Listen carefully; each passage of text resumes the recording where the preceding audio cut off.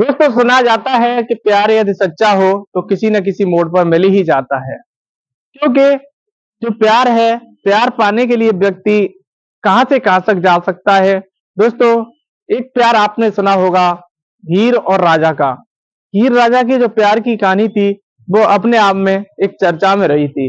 उसके साथ साथ आपने एक प्यार सुना होगा, लैला मजनू का।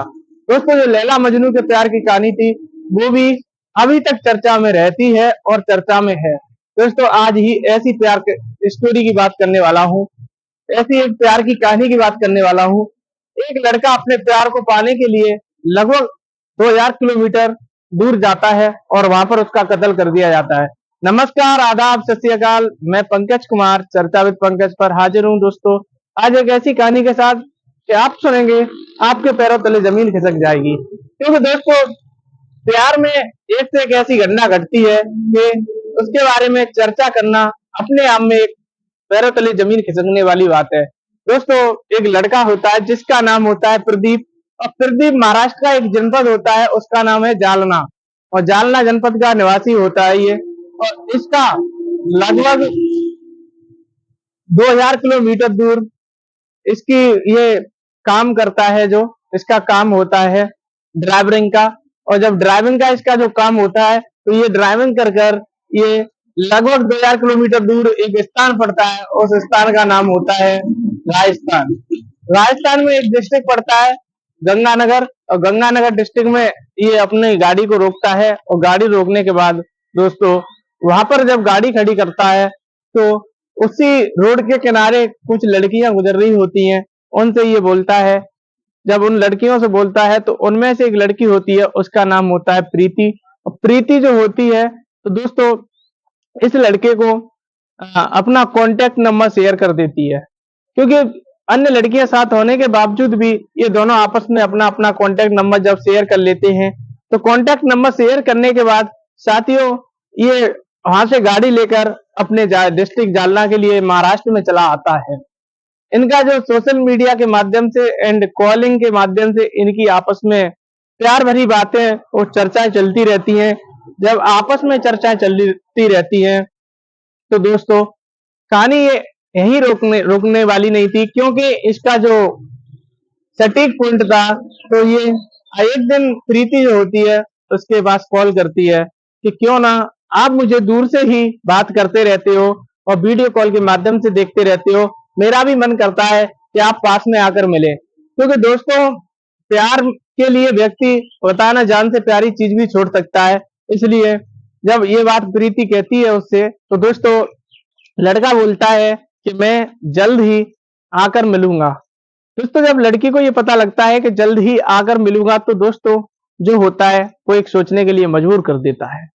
वह वहां से अपनी गाड़ी खड़ी करता है। गाड़ी खड़ी करने के बाद में वह वहां से ट्रेन की टिकट कराता है और जयपुर जंक्शन के लिए बैठ जाता है। दोस्तों, जयपुर जंक्शन के लिए बैठ जाता है।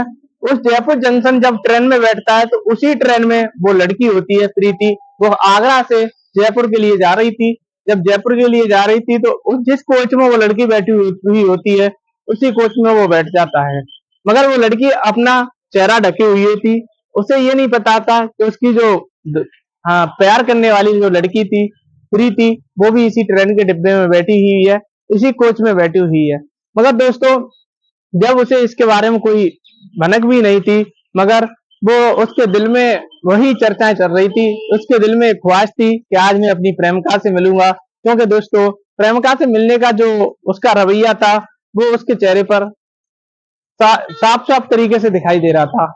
क्योंकि जब उस कोच में वो देखता है कि उस लड़की के पास में एक लड़का बैठा हुआ होता है। जब लड़का बैठा हुआ होता है, तो उसके ट्रेन के अंदर ही पैरों तले जमीन खिसक जाती है। क्योंकि एक लड़की के पास में जब किसी लड़के को बुला रही है, उसके बावजूद भी एक लड़का साथ में बैठा है। मगर उसके मन में विचार चलने लगता है कि ये रिश्ते का भाई भी हो सकता है और प्रेमी भी हो सकता है। मगर जब ट्रेन जयपुर जंक्शन पर रुकती है और वो दोनों लोग उतरते हैं, शाम का 7 बज जाता है।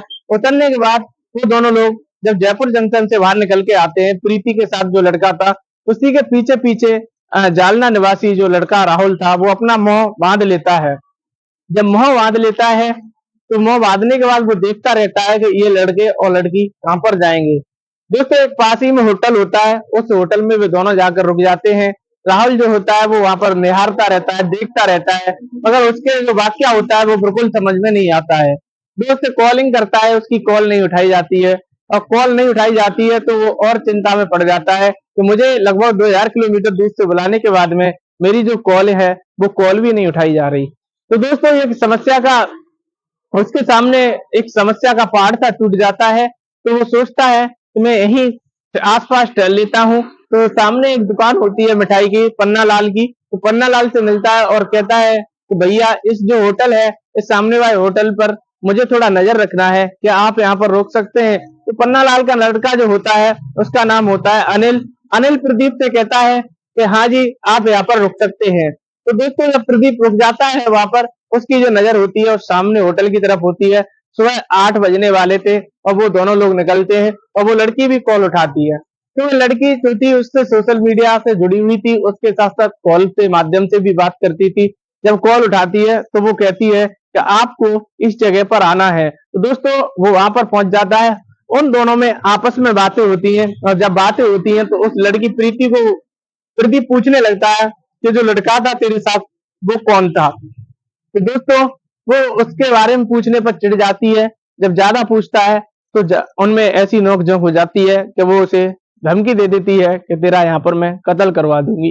दोस्तों क्या होता है कि वो जयपुर से लगभग 100 किलोमीटर दूर दोनों साथ जा रहे होते हैं, और उसका जो हाल ही में जो नया बॉयफ्रेंड बना था वो मिलकर उस जो प्रदीप होता है उसकी अपने किसी अन्य साथियों के साथ हत्या करवा देता है। दोस्तों जब उसकी हत्या कर देता है, हत्या करने के बाद इस तरीका से उसके डेड बॉडी को फेंका जाता है तो पुलिस को इसका कतई पता न चल सके। मगर अब सुना है कि अपराधी कितना भी शातिर हो मगर पुलिस तो ढूंढ ही निकलती है। अपराधी कितने भी बेहतर तरीके से काम करे मगर पुलिस उसे खोज ही लेती है।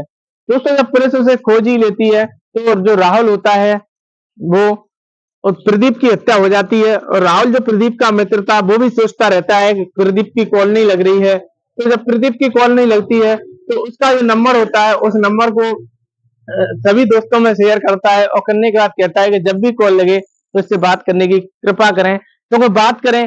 दोस्तों मगर ये कहाँ पता था कि प्रदीप की हत्या हो चुकी है, प्रदीप अब जिंदा नहीं है, तो कॉल कैसे उठा सके। मगर दोस्तों वो लड़की प्रीति उस जो लड़का था जिसके द्वारा उसने हत्या करवाई थी उसके साथ फरार हो जाती है। फरार होने के बाद में दोस्तों वो उसे एक गड्ढे में फेंक देते हैं, और गड्ढे के किनारे से कुछ मजदूर लोग निकलते हैं। जब मजदूर लोग निकलते हैं तो उन्हें वहां से 2-3 दिन बाद बदबू आती है। जब बदबू सूंघने के लिए मिलती है तो एक लोग वहां से आसपास के लोगों को इकट्ठे करता है, और इकट्ठा करने के बाद कहता है कि इसमें मुझे लगता है किसी के शरीर के अंग डरे हुए हैं। दोस्तों जब कहता है कि शरीर के अंग डरे हुए हैं तो वह सबसे पहले सूचना पुलिस को देते हैं। वहां पुलिस पहुंच जाती है, और पुलिस को जब उसके बारे में जानकारी लेनी होती है तो वहां पर पुलिस को एक ऐसा उसका डॉक्यूमेंट मिलता है जिससे जब जानकारी पता लगती है, पुलिस कॉल डिटेल्स के माध्यम से जब खोलती है दोस्तों सारा राज खुल जाता है। उस प्रीति और उस लड़के को दोनों को पकड़ लेती है। दोनों पकड़ने के बाद में पूछती है तो उसका जो उद्देश्य था वो इसके इससे सिर्फ पैसा कमाना था, क्यों वो लड़का था प्रीति के कहने पर ऑनलाइन पैसे कर देता था, और वो सोचता था कि ये मुझसे सच्चा प्यार करती है, मगर ऐसा नहीं था दोस्तों। दोस्तों इस वीडियो बनाने का उद्देश्य किसी को ठेस पहुंचाना नहीं है, किसी को दिल दुखाना नहीं है दोस्तों, किसी को परेशान करना नहीं है। सिर्फ इस वीडियो बनाने का उद्देश्य है आपको सतर्क करना है। दोस्तों सतर्क रहें, सावधान रहें। जय हिंद, जय भारत। लगा कमेंट बॉक्स में कमेंट जरूर करें। यदि हमारा चैनल आपने सब्सक्राइब नहीं किया है तो चैनल को सब्सक्राइब जरूर करें।